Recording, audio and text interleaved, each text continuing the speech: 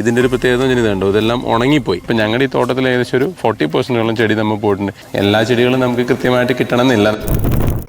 വലിയൊരു ക്വാണ്ടിറ്റി ഒരു 10,000-ഓളം പ്ലാന്റ് നമ്മൾ പ്ലാന്റ് ചെയ്തെങ്കിലും ഏകദേശം ഒരു 40% നമുക്ക് നഷ്ടപ്പെട്ടു പോയിട്ടുണ്ട്. ഈ ലെമണിൻ്റെ ഒരു പ്രത്യേകത ലെമൺ നമ്മുടെ മണ്ണിലോട്ട് ചെടിയായിട്ട് വരാനായിട്ട്, അത് മുളച്ച് അതായിട്ട് വരാനായിട്ട് കുറച്ച് ബുദ്ധിമുട്ടുള്ള ചെടിയാണ്. കാരണം അതിന് ക്ലൈമാറ്റിക്കായുള്ള ഇഷ്യൂസുകൾ കുറച്ച് ഇതിനെ ബാധിക്കും.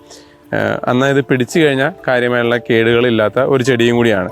ഇവിടെ നമ്മൾ ആദ്യം വെച്ച പ്ലാന്റാണ് ഇത് വരുന്നത്. ഇതിൻ്റെ ഒരു പ്രത്യേകത ഇതുണ്ടോ, ഇതെല്ലാം ഉണങ്ങിപ്പോയി. കാരണം ഒന്നൊരു റീസൺ എന്ന് പറയുന്നത് ഇത് ശരിക്കും പറഞ്ഞാൽ ഇതിൻ്റെ റൂട്ടിൻ്റെയാണ് കംപ്ലയിൻറ്റ് വന്നത്. ഈ മണ്ണായിട്ട് കയറി വന്നു കഴിഞ്ഞപ്പോൾ വെള്ളത്തിൻ്റെ പ്രശ്നങ്ങളും ലേശം വെള്ളക്കെട്ട് ഉണ്ടായിരുന്നു. ആ വെള്ളക്കെട്ടിൻ്റെ പ്രശ്നം കൊണ്ട് റൂട്ട് ഡാമേജ് ആയിപ്പോയി. പിന്നെ ഈ മണ്ണ് കുറച്ച് ഇങ്ങനെ ഒരു കട്ടയായിട്ടുള്ള മണ്ണാണ്.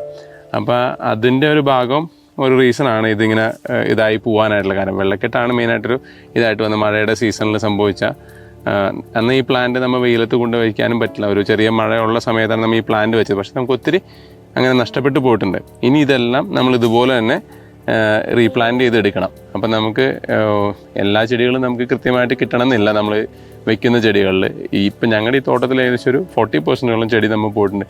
ഇതുപോലെ ഉണ്ട്. നമ്മളിത് റീപ്ലാന്റ് ചെയ്ത് കൊണ്ടുവരണം.